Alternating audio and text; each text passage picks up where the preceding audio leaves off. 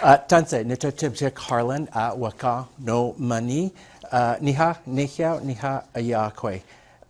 Greetings, my relatives and family and friends. My name is Harlan Pruden, and my Indian name, it's in Sioux, because I was doing some work on the Rosebud Reservation, and they honored me with a naming ceremony and a Sioux naming ceremony. So it's waka, or the spirit. And so it's what good spirit, bad spirit, neutral spirits. How do I want to carry myself? So there's intentionality within that.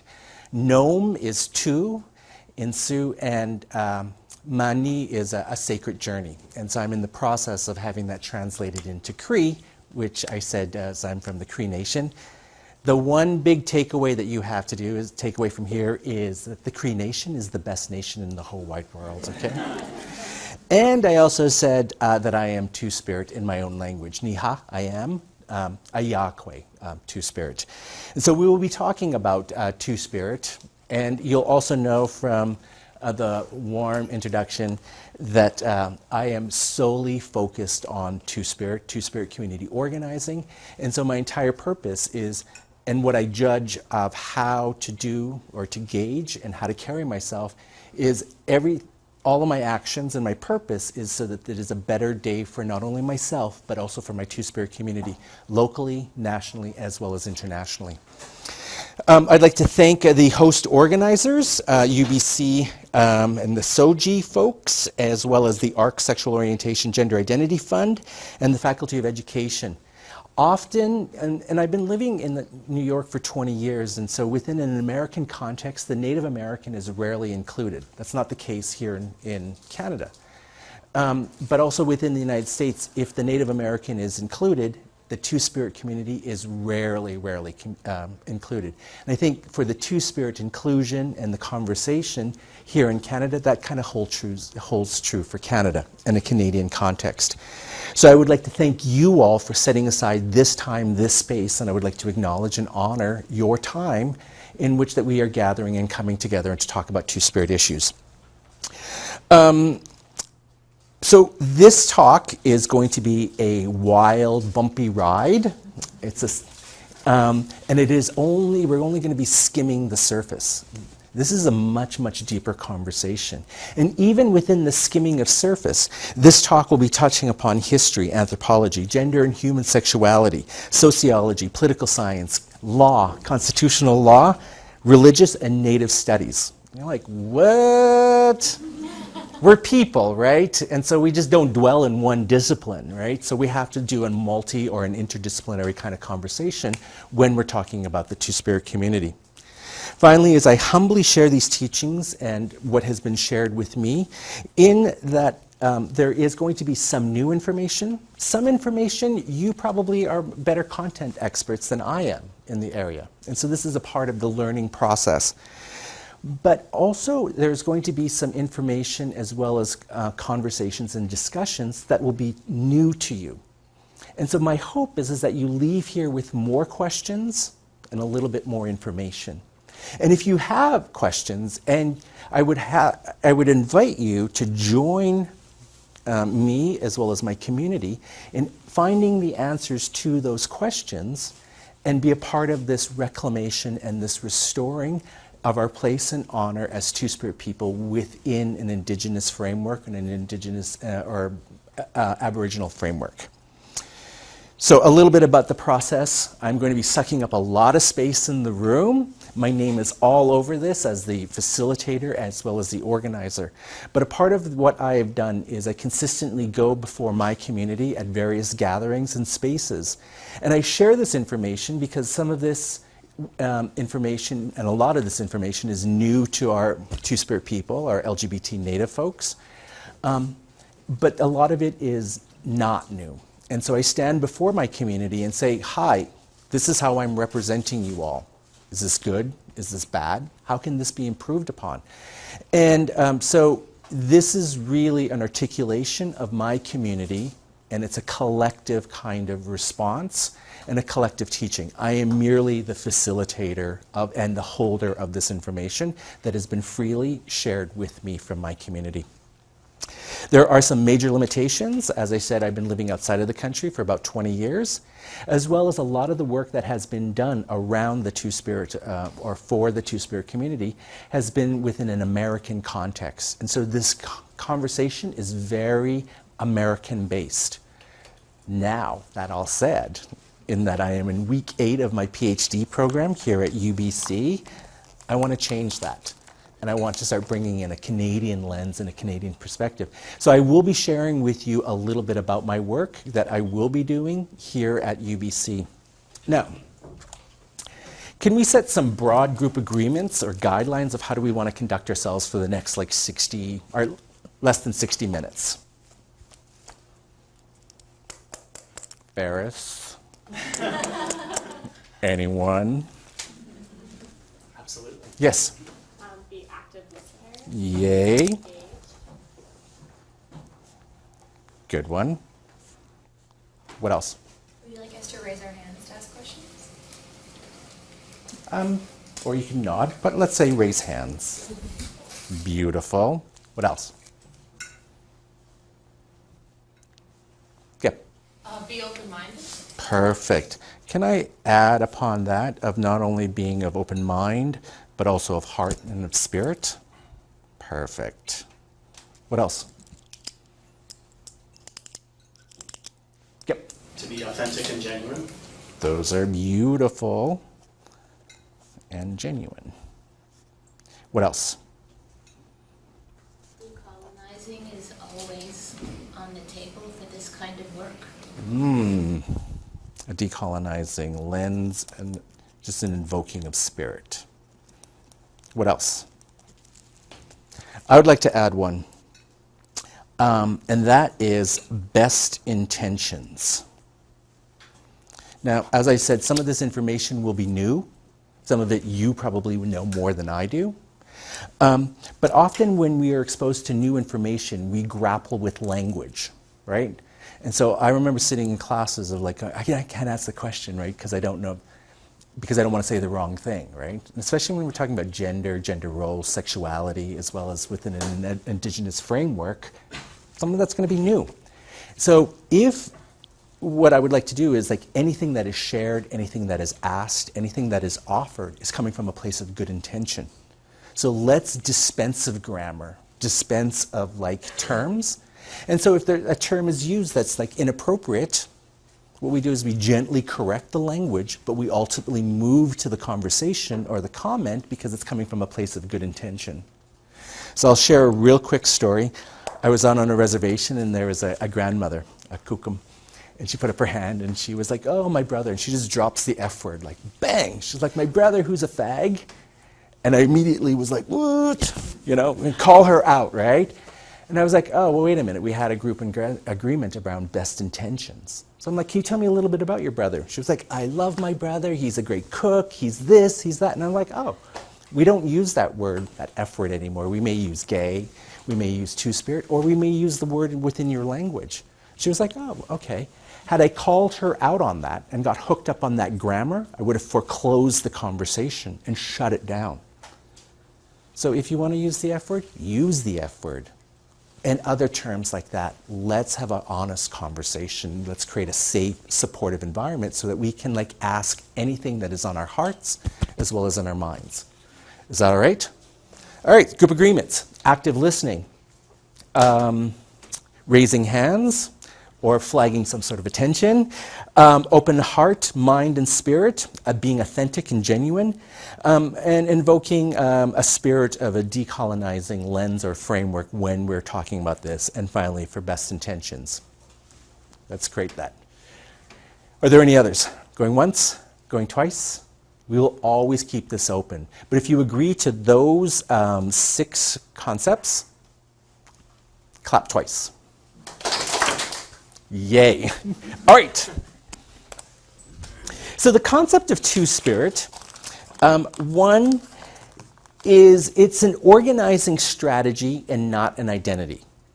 So two-spirit is a way in which that we can organize the community. And it is pan-Indian, you know, and it's also in English, you know. So it's a way for us as a community to do organizing, to say, hey, two-spirit, And who we're trying to talk to and to organize are those individuals who are Aboriginal or Indigenous to Turtle Island, and also LGBT and have an LGBT identity. And once we have those two key components, that intersectional, is it opens up the possibility for that individual to identify as Two-Spirit. So if you're not Aboriginal and you're not LGBT, noodles, you can't use the term Two-Spirit. It's simple as that, all right? And that's just because if I were to say, hey, Two-Spirit, and everyone else shows up, how do we then organize the community? And so in it is a community organizing strategy, a means to an end. The term Two-Spirit does not make sense unless it's contextualized within an Aboriginal or an Indigenous framework. And again, it's that intersectionality, Aboriginal and LGBT, but the work has to be within our home communities. Finally, Two-Spirit within a traditional setting was the gender analysis as opposed to sexual orientation analysis, and we will be hammering that point home within the talk. And finally, most people associate the term with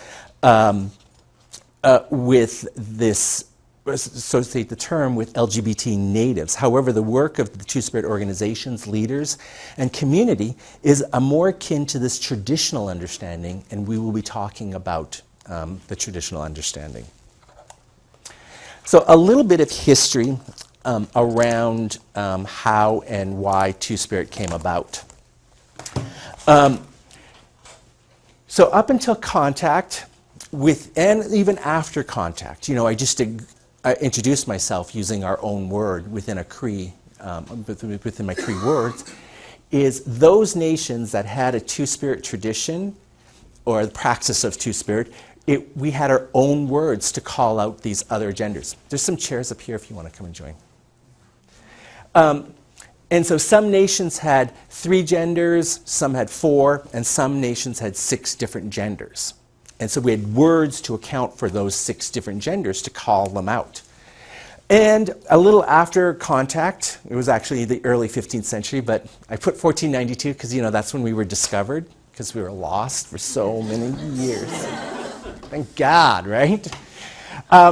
In 1989, up until 1989 and 1990, the term berdache was used. Now, berdache is a French word, and these French missionaries were wandering around Turtle Island, and they came upon these folks that were wearing male-assigned, male-bodied, but I'm only saying that once, now more. So male-assigned means male-bodied, female-assigned means female-bodied. I'm going to be dispensing of body and just go to assign and assignment. So male-assigned individuals that were wearing a man's top and maybe a woman's skirt, and they were hanging out and doing the work of the women. And then there were these female-assigned individuals that were wearing a mixture of presenting a mixture of male and female attire, and they were going out on war parties and on hunts.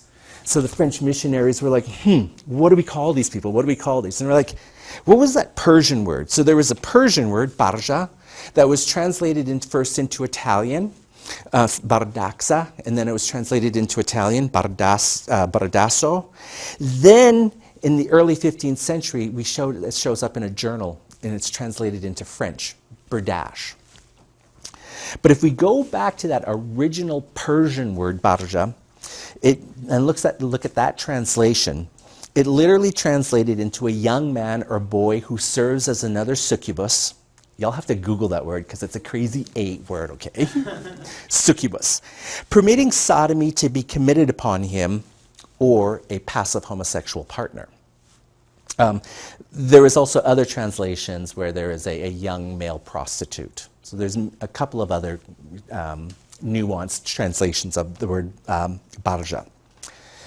So let's just keep this real, right? Around the definition of passive homosexual partner. On man hot sex, and we hope it's hot because it's just a bore if it's not. You're beige, yes. I have to paint the ceiling beige, right? When you have man-on-man hot sex, there's a passive bottom or a receiver. And if they're not passive, we call those power bottoms for lazy tops, right? What they were doing was only talking about the bottom within the actual sexual intercourse with man-on-man sex, right? So, for many, many years, up until 1989, until 1990, even to around 95, the word Berdache was used. But what happened at the 1989 gathering, and it wasn't a two-spirit gathering. The name of that gathering was called the Basket and Bow Gathering of Gay and Lesbian Native Americans. At that third annual gathering, a grand talking circle was called. And they said, you know what, we hate this word Berdache. One, it's French. We hate French. No, they didn't say that. They said, we hate this word because it's like base. You know, it's all about a certain role within sex. It's about he and him, a young man or boy. And it's not honoring or inclusive of our female two-spirit sisters. And so they also came up with a bunch of other reasons of why they wanted to reject that word, and they did. And so then the work for the attendees was, how do we want to organize? How do we want to signal to the community of who we are? And so after many, many rounds and much discussion, the attendees of the gathering came up with the term two-spirit. They wanted a term that reflected a combination of masculinity and femininity, which attributed to males in feminine roles and females in masculine roles. And there you see the pivot. The pivot wasn't around who you were having sex with, what role you were having with sex in sex, but it was about a combination of masculinity and femininity, which attributed to males in feminine roles and females in masculine roles. And it became a gender analysis at that point. Also, it should be noted that there was an immense political statement here of like saying, you, being anthropologists and non-native people, you cannot define who we are. You cannot ascribe. We will take that agency as well as that political statement of we want to define who we are. So it was really a pivotal point within the consciousness as well as the community organizing that happened at that gathering. So what I would like to do is, so that you can get a little touch or taste, so a little understanding around what we're talking about gender and gender roles, as opposed to sexual orientation. So what I did is, this is an idealized list. This is not attributed to one nation. And what I did was I did a survey. I looked across Turtle Island and I just picked and chose a couple of examples so that you can understand a system that has 3 genders, 4 genders, or even 6 genders. So what I'm going to do is I'm going to break the room right in half. So you all are our men's camp or men's society. You all hunt and you go on war parties. You all are our women's camp. You all gather and tan and berry pick, right? Yes! And so within a Cree community, these was our 2 big dominant societies or camps, right? We use those words interchangeably, right? And also the way in which as Crees worked is a man was never allowed in a woman's camp and a woman was never allowed in a man's camp. Additionally, you all spoke a different language. Well, that's not really true. You spoke a technical language. No different from like here in this setting, when you're like, oh, I have to go to Econ 202, and there's a FNIS, that 505, graduate level course. You know, we speak a technical language within the space. That was no different from our men and the technical language around hunting and warring, and our women speaking a technical language around gathering and the work of our women. And so there was also a little bit of a language barrier, although we spoke Cree. So a man was never allowed in a woman's camp, a woman was never allowed in a man's camp. And so if there was ever an imbalance or disharmony or conflict between these 2 major camps, right? A man couldn't walk over to the women's camp and like, women, what's going on, right? And a woman couldn't walk over to a man's camp and say, what are you silly gooses up to today, right? But guess what? Us as a Yaqui, we were schooled in both languages. We had free access to both camps. So quite literally, is we could float and go, hey, what's going on? What's happening? What's the story? What's the skinny, right?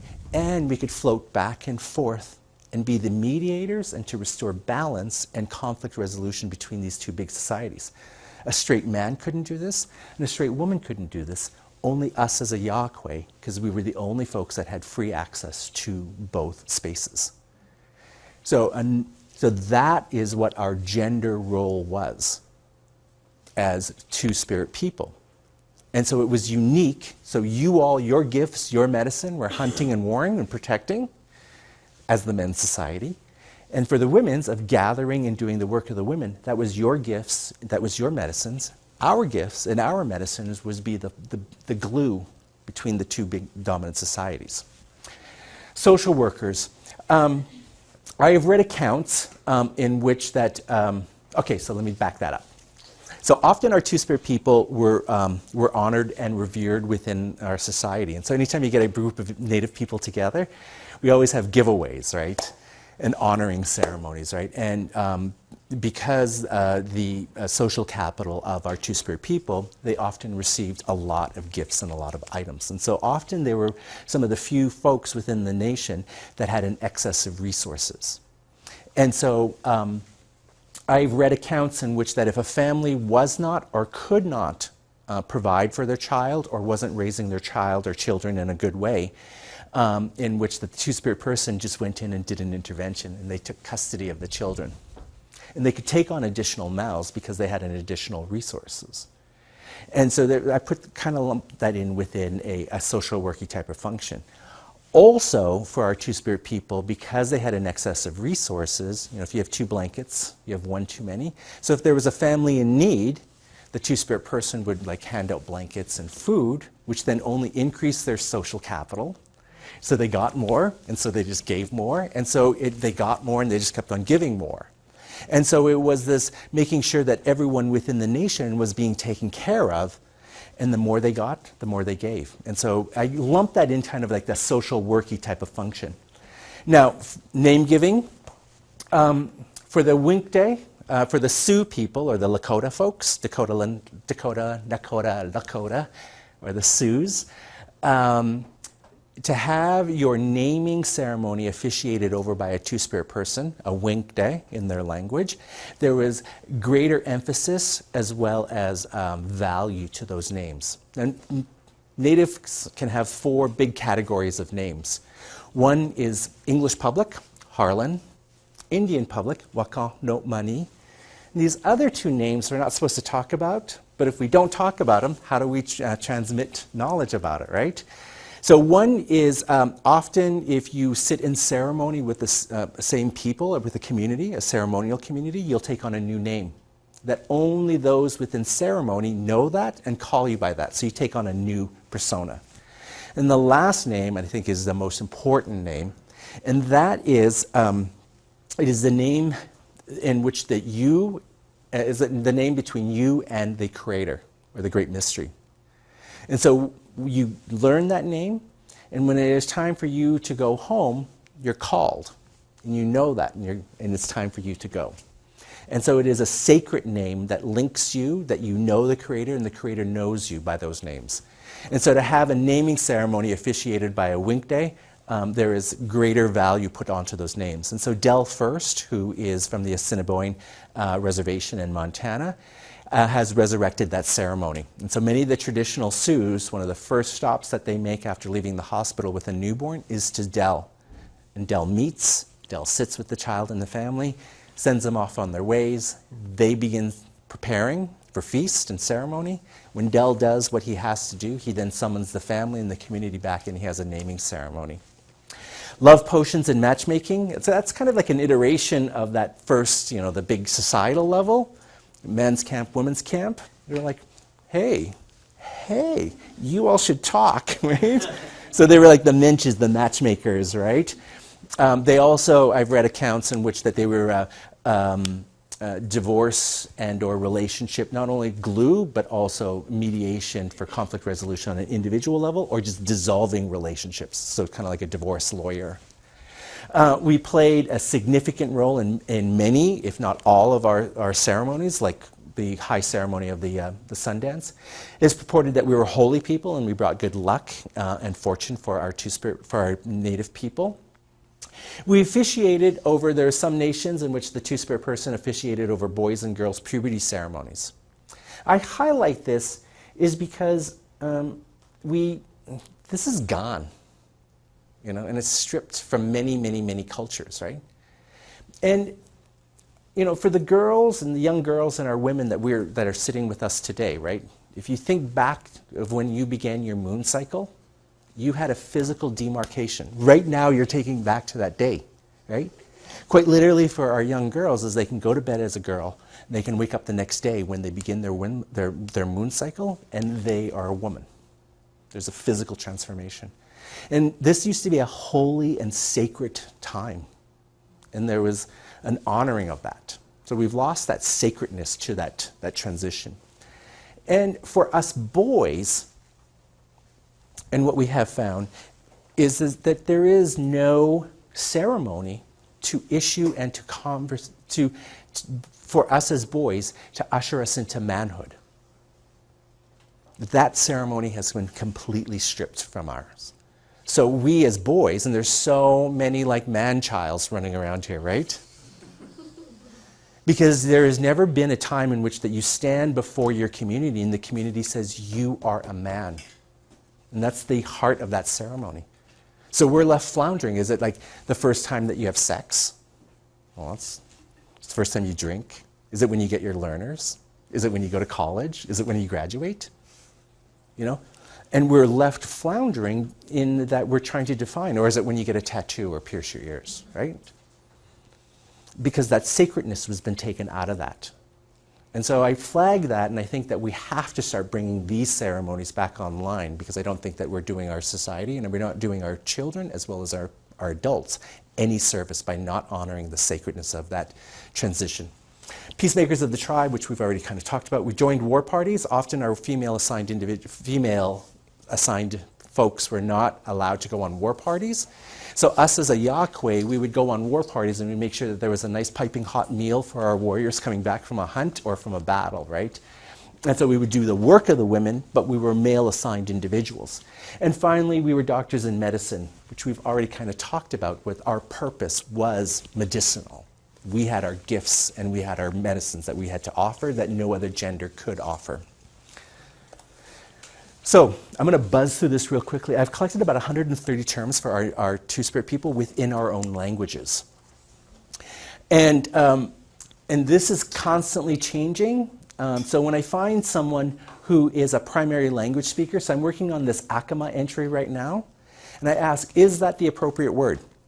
Then is there a corresponding female-assigned individual? And then I work on a translation. Then I just don't accept the first person that comes along. I then try to triple validate it by finding 2 or 3 other primary language speakers for them to validate that entry, and then I deem it as a clean entry. The Cree one is a clean entry, you know, because we're the best nation in the whole wide world.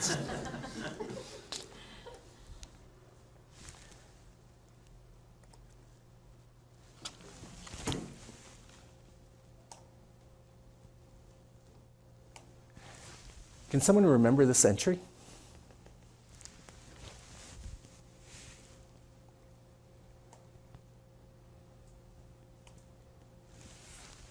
So these words are so incredibly important. Where there's a word, there's a story or a narrative.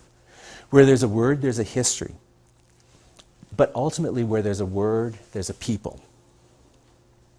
And so this is where we were saying around that the Two-Spirit community is a community organizing strategy. So we go, hey, Two-Spirit, right? And those folks, if someone shows up at our meeting or in my community or a community that is a male-assigned Zuni person, right? We gift them their word of Ihamana. Then what we hope is that there's curiosity, and the Zuni individual says, what does it mean to be Ihamana? Who is Ihamana within a Zuni context? What was the role and what was the function of Ihamana within a Zuni context? And it is literally, I have seen so many people show up at our Two-Spirit gatherings and other spaces, and not knowing any of these words or this framework, right?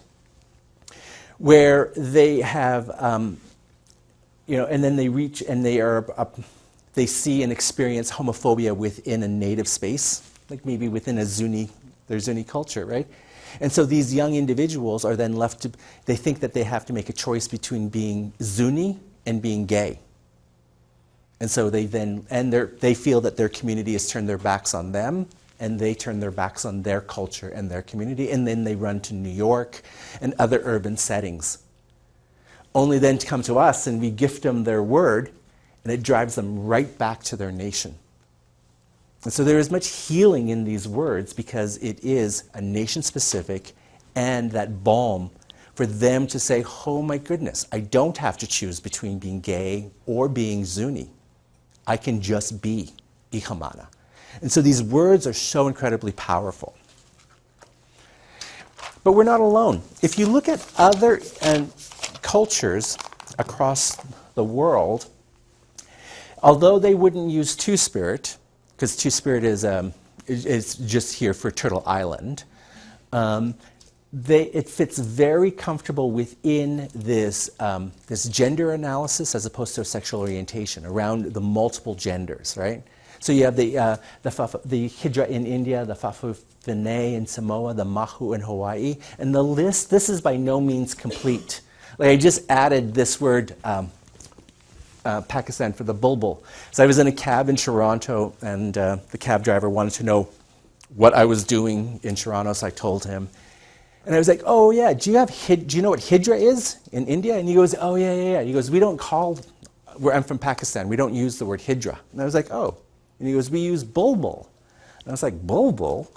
And I go, what does that mean? And he goes, it means it's birds from the heavens. And then in a really salty mouth, I won't use it because I'm being recorded, but in a really salty mouth, he goes, yeah, no one F's with them because they're birds from the heavens. And he goes, and we always know when a family has had given birth to a new child because the bulbuls come and dance. Which then again, it's about their role, not who are they stooping, who are they having sex with, right? So, let's talk about sex, baby. Let's talk about sex, okay? So this is it is the first non-native, non-indigenous documentation of our Two-Spirit person.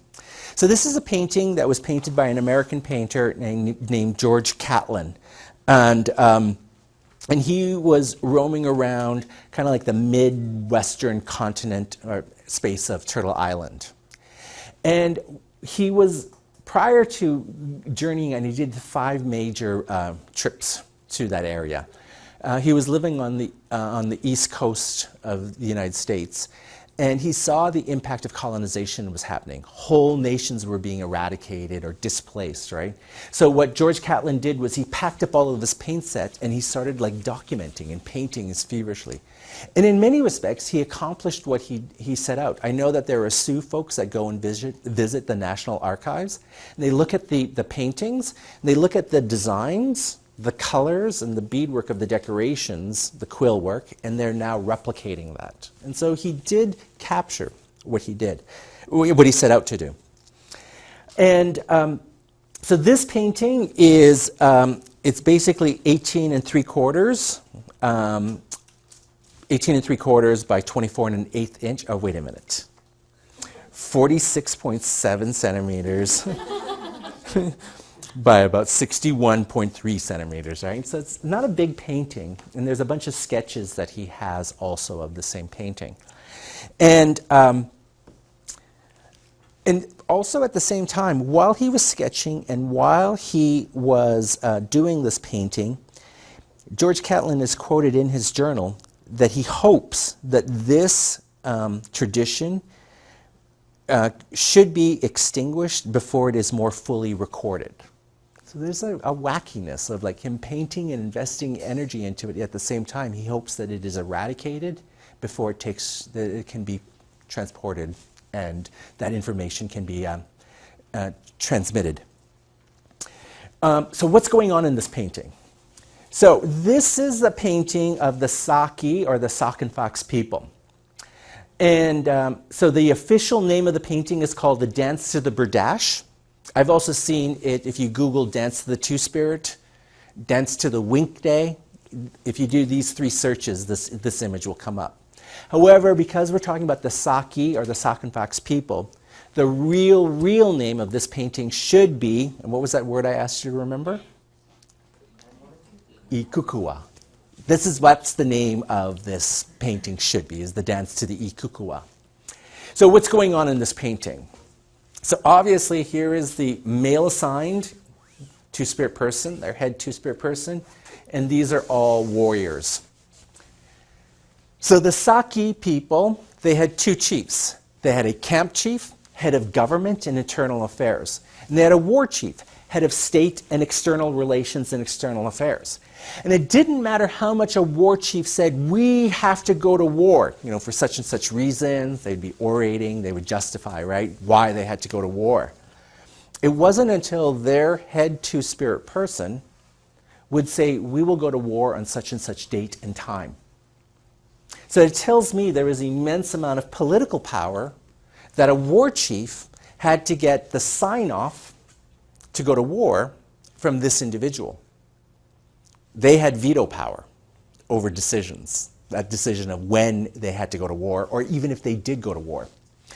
Then on the eve of the battle, the two-spirit person would walk out into the middle of the encampment, and all of the warriors would come and they would do an elaborate dance to see if they could catch the eye of the two-spirit person, the Ikukua, so they could have sex with the Ikukua, and then they could take a little bit of that Ikukua spirit to battle the next day, right?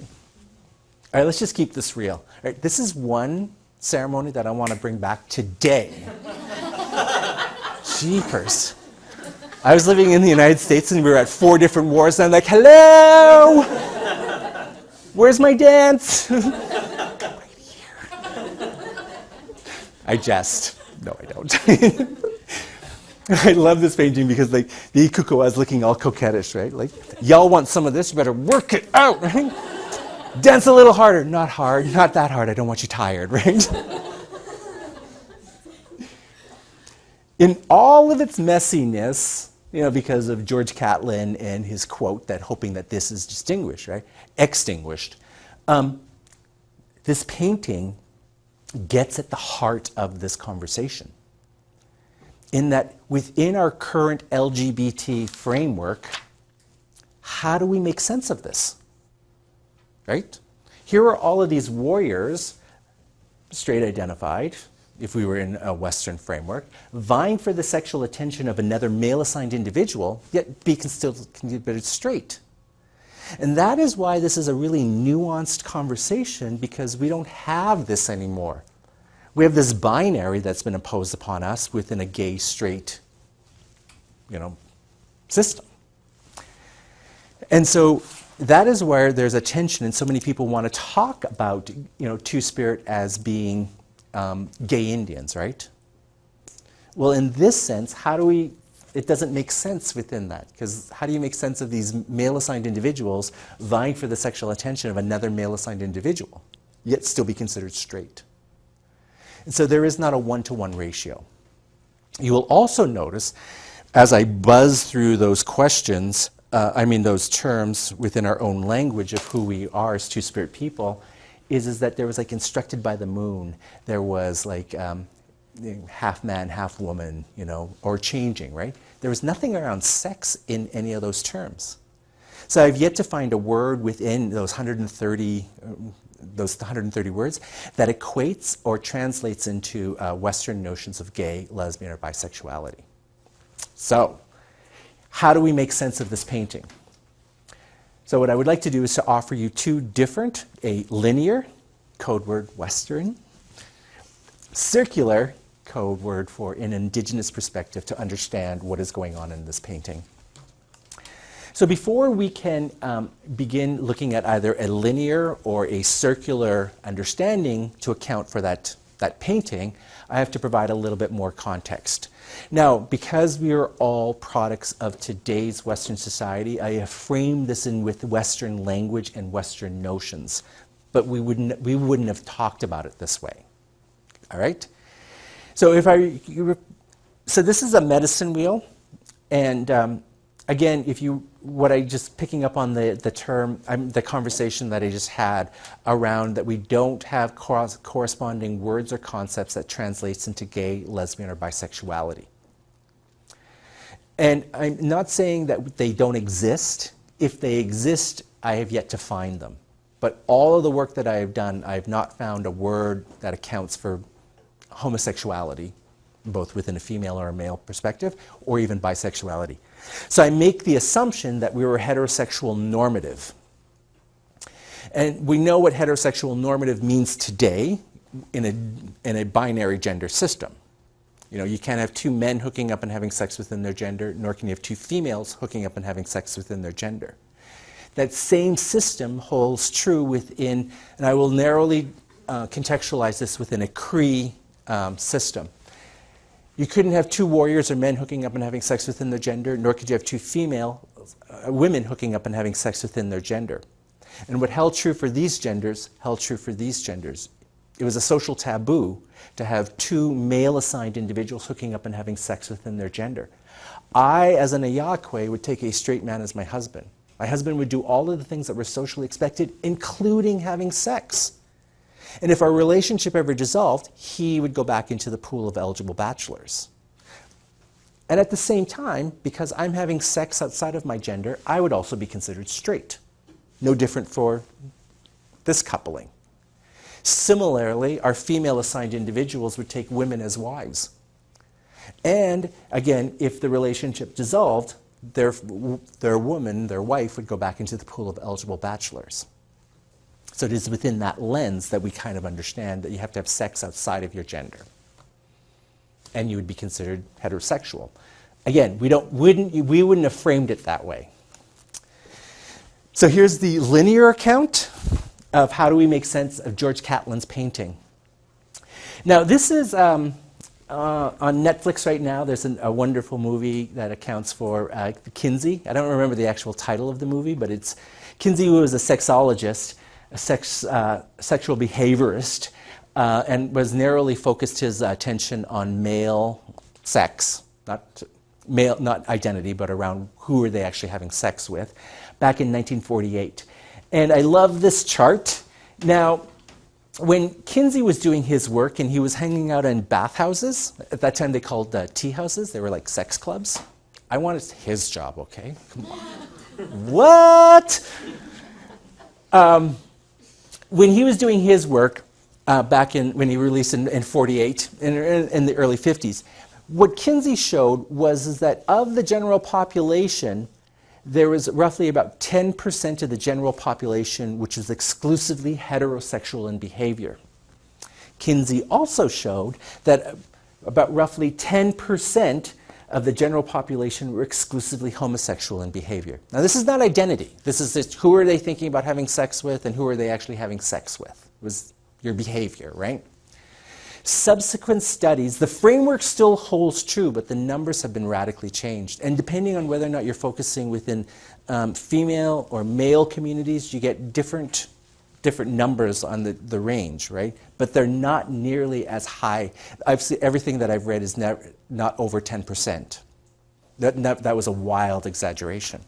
So what I did was I just kind of did an aggregate of the various studies, both within female, male, and general populations, and I just came up with these really conservative estimates that within our general population, that is us here today, that there's only about 1 to 1.5% of us that are exclusively heterosexual in behavior, and about 1 to 1.5% of us that are exclusively homosexual in behavior. Now, if we do another conservative estimate, 1.5% over there plus 1.5% over here, what's that? What does that leave us with? 97% of us that have this really nuanced, muddy, complex sexual behavior or sexual, not identity, because that's something that we should be moving towards, but sexual expression, whether or not we act on it or not. And I love Kinsey, right, because the report was like, incidentally homosexual in behavior. Oops! How did that fall in my mouth? Right?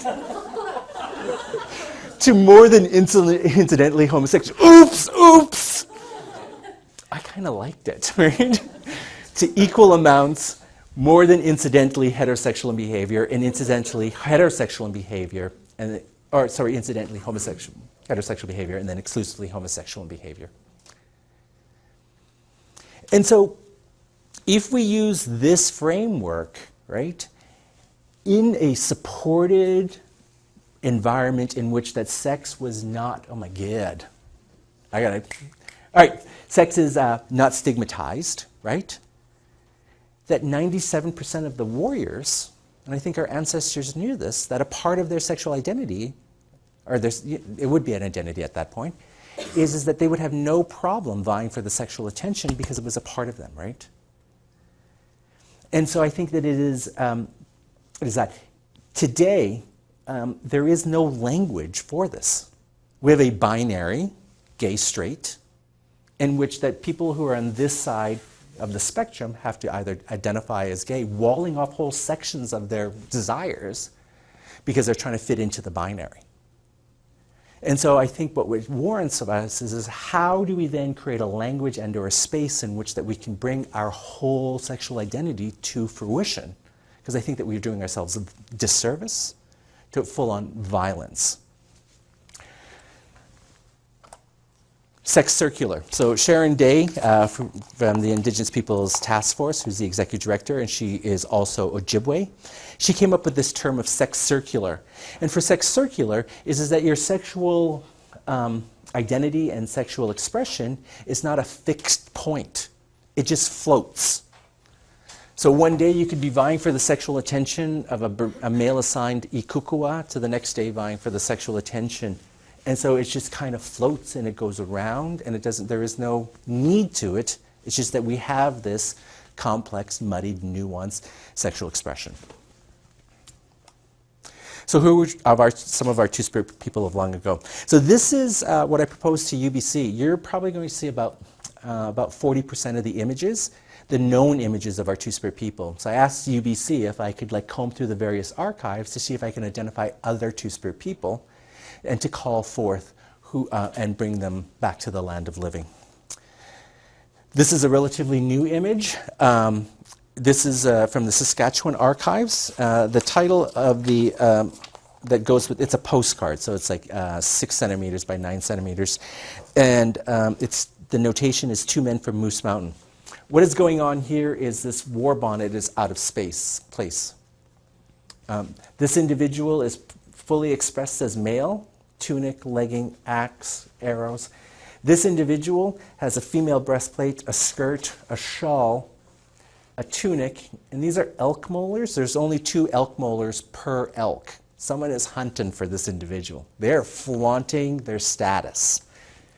This war bonnet was usually only worn by men. And so I have 4 different accounts to try to figure out why this picture is like this, right? So really quickly is that it's a coding error. 2 men from Moose Mountain. Next, right? The second possibility is it was a fetishization. This poor female-assigned individual walked in and their hair was out to there, and the photographer was like, honey, that is not a hair do, that's a hair don't. Quick, let's hide that, right? And not understanding the cultural significance of that war bonnet. So the third possibility, I know that for Custard's Last Dance, the Greasy Grass, for some battles that's within a Lakota framework and community, is that for some battles that were so important, our women were conscripted and our women were called up to war. And as a result of that, we had female who became part of a female war bonnet society. So this may be a female war bonnet society. And then the last possibility is male assigned. And you see that mixing of regalia, the high status of a Two-Spirit person with their husband. Now again, all 4 possibilities hold true until I can get more information, and this is what my research is about. Wiwa from the Zuni Nation. I'm going to be sending out, and Steve will be passing along, it's a Two-Spirit resource directory. And in here there's an actual biography on Wiwa. It's an amazing read. Now, the Academy used the term Berdache up until around 1995 because they didn't want to take us, and we caused them problems because they were so used to labeling who we were. So up until around 1995-96 that the term Berdache, and if you see it in the lit, change it out to Berdache in your mind's eye. This is a wonderful picture of Wiwa, males and young boys, young girls. Where's Wiwa in that picture? Smack dab in the center to physically hold that space. Hastin Kla from the Navajo Nation. Ozawudib, male assigned individual, Ojibwe. Now, we have very, very, very few documentation of our female assigned Two-Spirit individuals. This is the only known image that we have of Lozen and their wife Dotesi, who fought alongside Geronimo. And so Lozen shows up in the lit, but this is the only known picture that we have. Chief Barchiampe, a female assigned individual for the Crow Nation. So what I am going to do, yay, colonization, yay, right? Within this picture, all the boys have short hair, wearing pants. All the girls have long hair and are wearing skirts. There's no physical space within this picture for the residential boarding school for our Two-Spirit people. And so it's the rigid binary gender system that has been imposed upon us, forcing us out of the lens as well as the gaze and from our community.